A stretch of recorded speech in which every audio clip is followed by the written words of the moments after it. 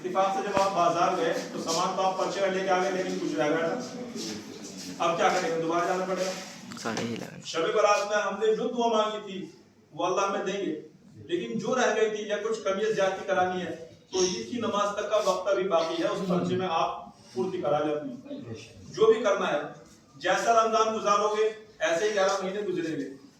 اب ہم حالات سے پریشان ہیں، روزگار سے، ماحول سے، بچوں سے، اور بہت ساری پریشانی انسان کے ساتھ ہے، بیماریاں ہیں۔ اگر ہم چاہتے ہیں کہ پورے سال ہم کو ٹینشن رہے، بنداس رہے، سب کچھ ہمارا اچھا چلے تو رمضان کی قدر کریں، اور اگر پورے سال آپ کو پریشانی آتی ہے تو رمضان دیکھ لینا کہ رمضان میں نے کس حالت میں گزارا تھا۔ رمضان اگر اچھا گزرا نا تو پورا سال آپ کا اچھا جائے گا۔ اور ایک بات اور بتاؤں میں آپ کو، یہ تو پورا پرنٹ آ رہا، عبادات کے ثواب دیکھیے بڑھ جاتے ہیں، نمازوں کے، ذکر کے، تلاوت کے، انسان کو اللہ کو قدرت کے اوپر نعمت دے دے انسان کو۔ فلٹر پہ لگنا ہی نہیں، جو تہجد میں ہم مزہ لیتے ہیں نا، رمضان کو 24 گھنٹے وہی مزہ ہے، بس ہمارے پاس سمجھنے کے لیے وہ قلب ہونا چاہیے۔ اسی لیے ہم یہ کوشش کریں کہ ہم زیادہ سے زیادہ اللہ کی عبادت کریں۔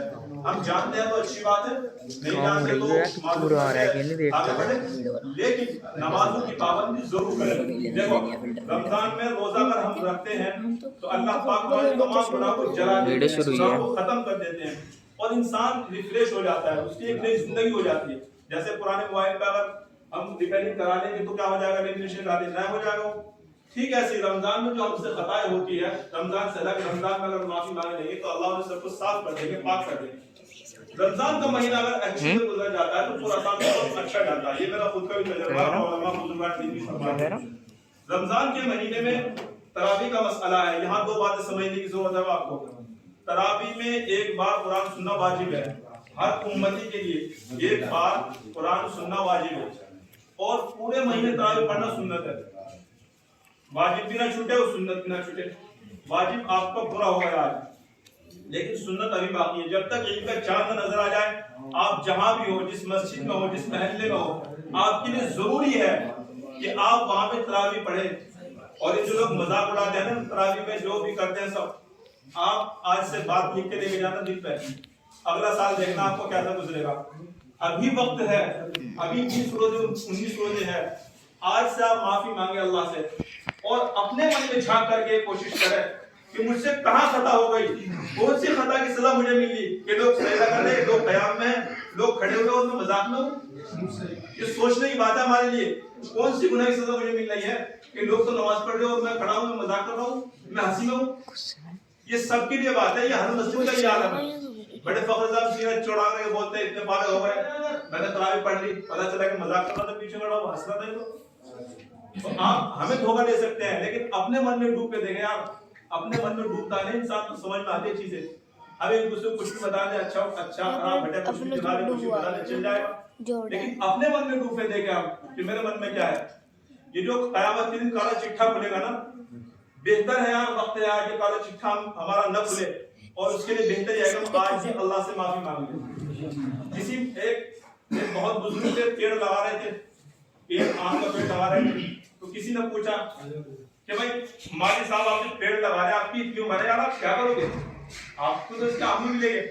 تو اس مالی نے، اس پیڑ لگانے والے بوڑھے نے یہ کہا تھا کہ یہ جو میں درخت لگا رہا ہوں نا، یہ اپنے لیے نہیں لگا رہا، میں اپنی آنے والی نسل کے لیے لگا رہا ہوں۔ رمضان کا مہینہ ایسے ہی ہے، اگلے 11 مہینے آپ کے کیسے گزریں گے یہ مہینہ طے کرے گا، اور اس مہینے میں طے آپ کریں گے کہ مجھے کیسا اپنا مہینہ گزارنا ہے۔ اب تک جو وقت گزرا، آج سے تہیا کر لو کہ نمازوں کی پابندی مستقل کرنی ہے، اور پورے سال کرنی ہے، تراویح پوری پڑھنی ہے، تہجد پوری پڑھنی ہے، اور اللہ سے رو رو کے دعا مانگنی ہے۔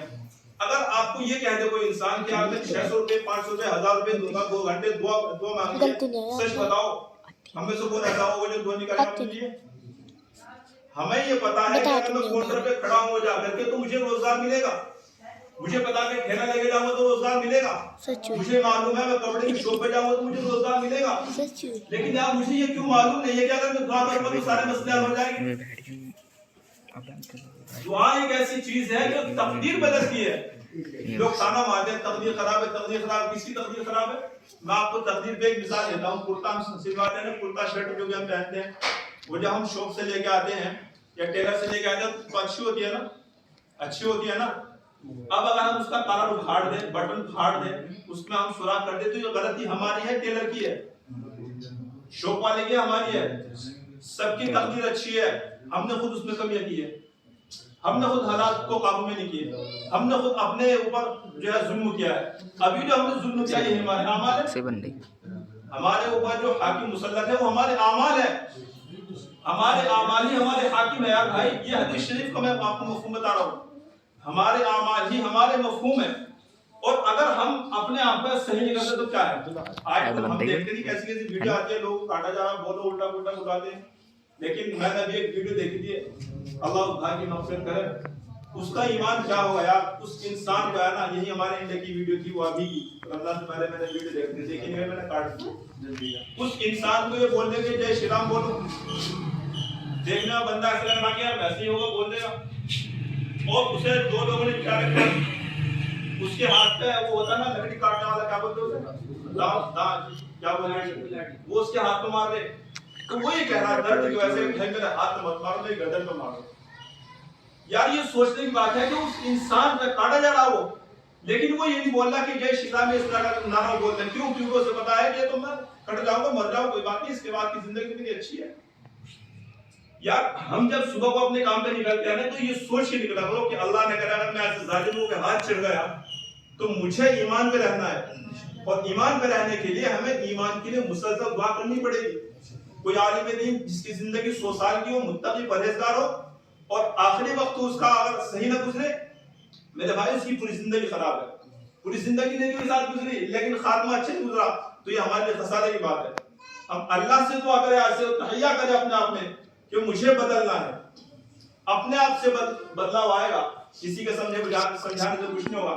आज से अपने आप से हम कमिटमेंट कर ले, तहज्जुद पढ़नी है, नमाजें पढ़नी है, और सलात तस्बीह पढ़नी है, तरावीह पढ़नी है, और मुसलसल पूरे साल हमें नमाज को पढ़ना है।